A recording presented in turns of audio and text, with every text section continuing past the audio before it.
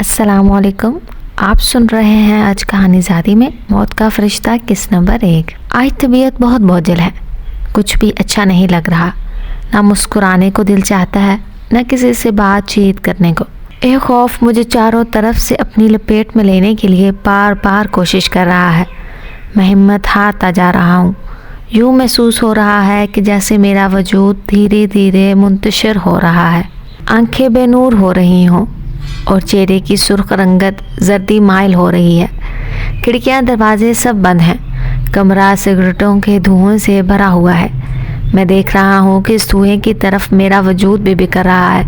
وہ مجھے پکڑ لے گا، مجھے دبوچ لے گا، میرا گلا دبا دے گا، سانسوں سے میرے وجود کو خالی کر دے گا. وہ سفید لباس میں ملبوس ہے. بزرگ سا آدمی ہے. سفید رنگ، تیکھے نقوش ہیں، لیکن آنکھوں میں عجیب سی کشش ہے. میں اس کی آنکھوں کا سامنا کرنے سے گھبرا رہا ہوں. اس نے میرے گھر کا راستہ دیکھ لیا ہے اور شاید اس وقت تک میرے گھر میں ہی رہے گا جب تک میرے جسم میں سانسیں دوڑ رہی ہیں. اسے میرے وجود کی نہیں، روح کی ضرورت ہے. میں جینا چاہتا ہوں. کوئی اس سے کہے کہ وہ میرے گھر سے چلا جائے، مجھے زندگی بخش دے. جس مقصد کے تحت وہ آیا ہے وہ پورا ہو جائے تو جائے گا. اس کا تصور آتے ہی میں چیخا. اندھیرا کمرہ میری چیخ سے گونجا. مجھے اپنی چیخ بہت بھیانک لگی کیونکہ کئی بار میری ہی آواز مجھے خوف زدہ کرتی رہی. میں بے بسی کی عالم میں پڑا بستر پر تڑپنے لگا. خوف اور ڈر سے میرا تمام وجود پسینے میں بھیگنے لگا. مضبوط ہاتھ ہلکے سے سگریٹ کا بوجھ اٹھانے سے عاجز تھے. میں بالکل نڈال ہو گیا. سفید کپڑوں میں ملبوس وہ موجود انسان دکھائی نہ دے رہا تھا، بلکہ موت کا فرشتہ. واقعی موت کا فرشتہ ہے. زیادہ پرانی بات نہیں، چند ماہ پہلے ہی ایسی کیفیت کا شکار ہوا ہوں. چند ماہ سے ہی لبوں سے ہنسی، چہرے کی سرخی، آنکھوں کی کشش، سب کچھ معدم پڑ گئی ہے. لبوں کو چپ سی لگ گئی ہے. مجھے اچھی طرح سے وہ دن یاد ہے جب میں اپنی والدہ کی موت کے بعد قبر پر کتبہ تیار کروانے کے لیے ایک سنگ تلاش کے پاس گیا. قبرستان کے کونے میں ہی سنگ مرمر کی سلوں پر اپنی فنکارانہ اور ماہرانہ انداز میں لکھتا تھا. اس کے ہاتھوں کی تراش خراش سے ابھرنے والے چمکتے حروف دل میں اتر جاتے تھے. میں نے اس سے کہا، بھیا میری والدہ کے نام ایک کتبہ بنا دو. اس نے ایک گہری نظر میرے چہرے پر ڈالی لیکن میری بات کا جواب نہ دیا. خاموشی سے ایک طرف پڑی کاپی میرے سامنے رکھ دی. میں سمجھا شاید گنگا ہے، بولنے کی قوت سے محروم ہے. سو میں نے کاپی پکڑی اور ایک صفحے پر اپنی والدہ کا نام، فوتگی کی تاریخ لکھ دی. میں نے 25 مارچ 1993 لکھا تھا کیونکہ اسی دن میری والدہ ہم سب کو روتا چھوڑ کر اس دنیا سے چلی گئی تھی جہاں سے واپس آنا ناممکن ہے. مطلوبہ میٹر لکھنے کے بعد میں نے کاپی اس کے ہاتھ میں پکڑا دی. اس وقت بھی وہ کسی اور کا نام سنگ مرمر کی سل پر کھود رہا تھا. اس نے کاغذ لے کر دیکھنے لگا. میری آنکھیں اس کے چہرے کا طواف کر رہی تھی. وہ بلا کا خوبصورت تھا. آنکھیں بڑی اور موٹی تھیں. چہرے کی رنگت بھی سرخ تھی، لیکن ان سب باتوں کے باوجود بھی وہ اجڑا اجڑا سا لگ رہا تھا، ایسے جیسے اس دنیا کی رونقوں سے کوئی سروکار نہ تھا. لبوں پر طویل خاموشی تھی. اتنے میں اذان کی آواز سنائی دی تو وہ فوراً اپنے کام چھوڑ کر مسجد کی جانب بھاگ گیا. میں نے محسوس کیا کہ اسے دین میں بہت لگن ہے اور شاید تقویٰ بھی بہت تھا کہ تمام اوزار ویسے کے ویسے ہی بکھرے ہوئے تھے. میں منتظر آنکھوں سے اس کا انتظار کرنے لگا. ساتھ ساتھ آس پاس کے قبروں پر لگے کتبے بھی پڑھنے لگا. وقت گزاری کا یہ اچھا طریقہ تھا. کئی کتبے سالہ سال پرانے تھے اور کئی مہینوں دنوں کے نہ جانے قبروں کو دیکھ کر مجھے یہ محسوس کیوں نہ ہوا کہ ایک وقت ایسا بھی تھا کہ قبروں میں لپٹے یہ لوگ بھی ہماری طرح چلتے پھرتے ہنستے اور مسکراتے تھے، لیکن آج بالکل خاموش ہیں. مجھے تو بس اس نوجوان کا انتظار تھا جو میری عمر کا ہی تھا.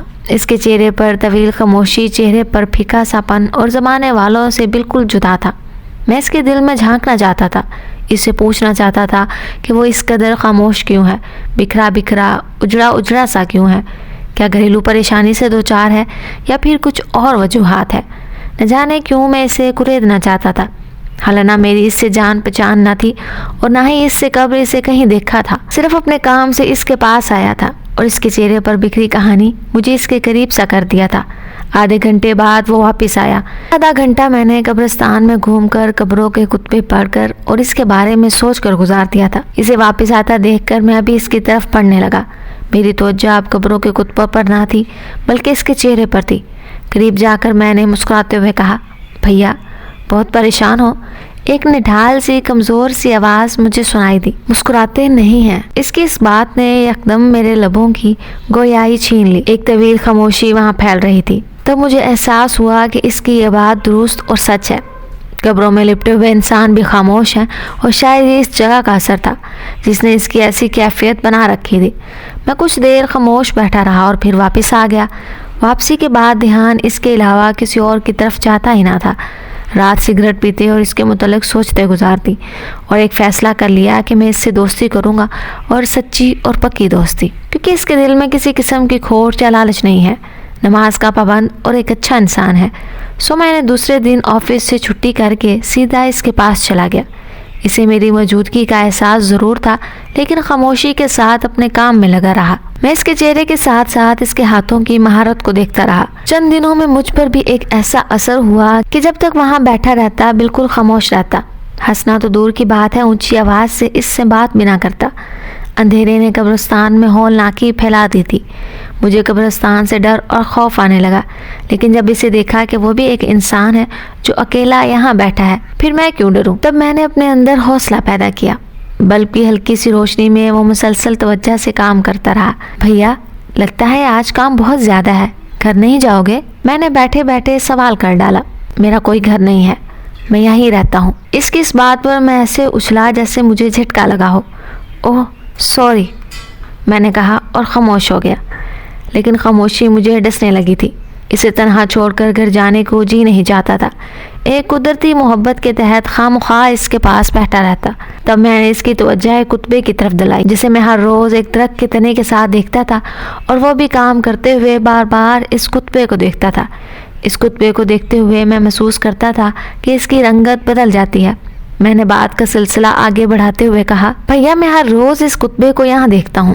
لگتا ہے جس نے یہ کتبہ بنوایا ہے وہ اسے لے جانا بھول گیا ہے۔ خالد نواز وقت محمد نواز مرحوم۔ میری بات سنتے ہی اس نے کتبے کی طرف دیکھا۔ میں نے محسوس کیا کہ ایک محب سا جھٹکا اسے لگا۔ کئی لمحات تک اس کتبے کو دیکھتا رہا، پھر خاموشی سے کام کرنے لگا۔ کافی دیر طویل خاموشی پھیلی رہی، تب اس نے قبرستان کے ایک طرف دیکھا اور کام چھوڑ دیا۔ یوں کھڑا ہو گیا کہ جیسے کوئی اہم چیز اسے دکھائی دی ہو۔ میں نے بھی اسی سمت دیکھا جدھر وہ دیکھ رہا تھا، تو میں بھی چونک سا گیا۔ میرا وجود لرز گیا۔ آج کے لیے اتنا کافی ہے، ملتے ہیں اگلے ہفتے اگلی قسط کے ساتھ۔ تب تک کے لیے اللہ حافظ۔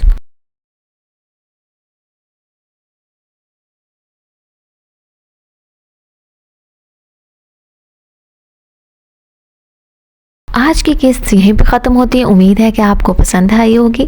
ملتے ہیں اگلی قسط میں اگلے ہفتے۔ اللہ حافظ۔